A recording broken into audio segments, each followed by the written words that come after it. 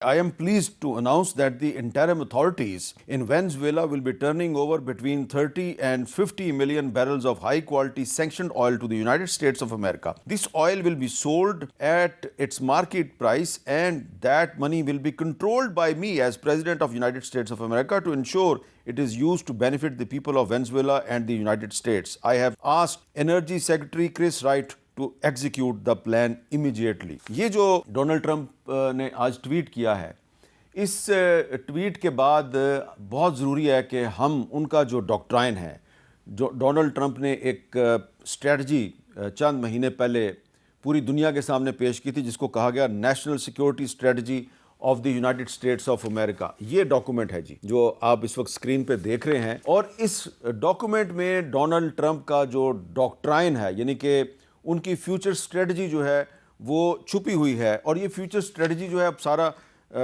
20-25 صفحے کا یہ ڈاکومنٹ ہے، میں سارا تو نہیں آپ کو پڑھ کے سنا سکتا، لیکن اس کے جو چیدہ نکات ہیں وہ یہ ہیں کہ دنیا میں توانائی، تیل، کوئلہ اور جواہرات کے وسائل پر غلبہ امریکن اسٹریٹجک ترجیح ہے. ٹھیک ہے جی، ہم اپنی سرحدوں، امیگریشن سسٹم، نقل و حرمت کے نیٹ ورک، کسی کو تسلیم کرنے یا نہ کرنے کے لیے مکمل کنٹرول حاصل کرنا چاہتے ہیں. ہم ایسی صورتحال کو روکنا چاہتے ہیں جس سے امریکہ یا اس کی معیشت کو نقصان پہنچنے کا خدشہ ہو.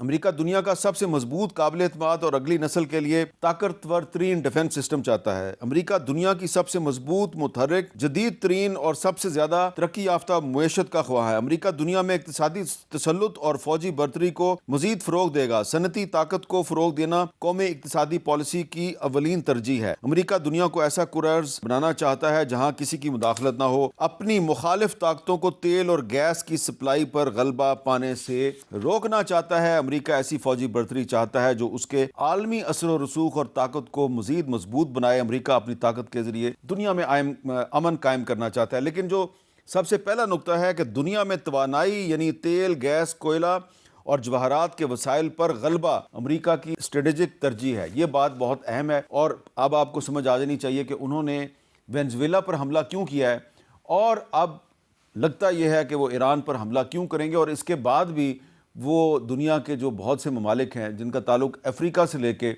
مڈل ایسٹ تک پھیلا ہوا ہے، وہ ان پر حملہ کیوں کریں گے، اور وہاں کے جو قدرتی وسائل ہیں ان پر کنٹرول حاصل کیوں کرنا چاہتے ہیں. وہ واضح طور پہ کہہ رہے ہیں کہ ہم ان قدرتی وسائل پر، نیچرل ریسورسز پر اپنے مخالفین کا کنٹرول نہیں چاہتے، یعنی کہ روس اور چین کا کنٹرول نہیں چاہتے.